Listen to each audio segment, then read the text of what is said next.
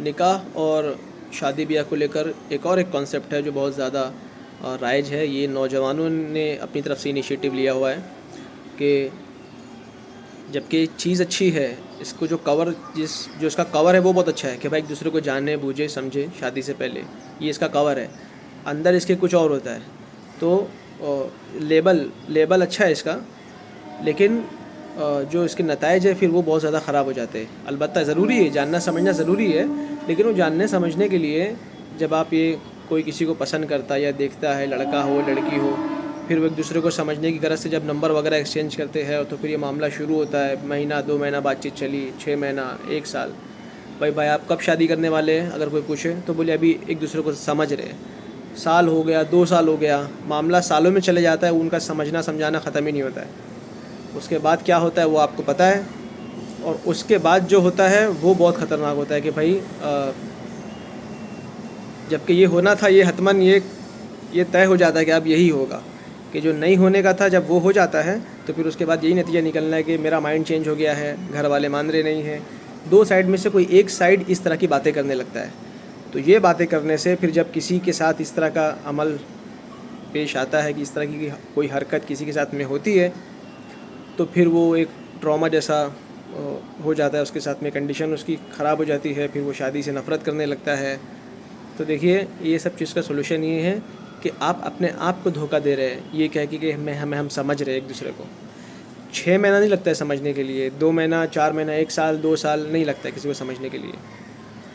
अगर आपको इतना मुद्दत लग रहा है इसका मतलब आप उसको कभी नहीं समझ पाएंगे।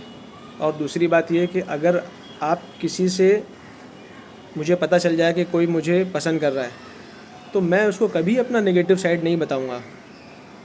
हाँ, बहुत ज़्यादा इसके लिए ईमानदार इंसान होना चाहिए, जो कि सोसाइटी में कम है, बहुत थोड़े सी है, जो खुल के अपनी अच्छाई बुराई सामने रख दे। और ज़रूरी भी नहीं है सारी अच्छाई बुराई सामने रखने की। भाई आपको जिससे डील करना है वो चीज़ आप देखें सामने वाले के अंदर, वो है तो काफ़ी है। बंदे के हर साइड को आपको चेक करने की ज़रूरत नहीं है। तो इस तरह से अपनी ज़िंदगी को ख़ुद पेचीदा ना बनाएं। जब आपका शादी करने का इरादा हो, आप खुद से बजाय ढूंढने निकलने, आप भी ढूंढें, कोई मसला नहीं है।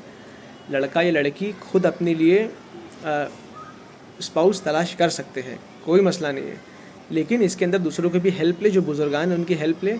जब अइम्मा अहले बैत ने कहा कि भरी जवानी में निकाह करे, तो उस वक्त एक नौजवान इतना तजुर्बेकार नहीं होता है कि वो हर चीज़ को डील कर सके। और ये बहुत इम्पोर्टेंट मसला है।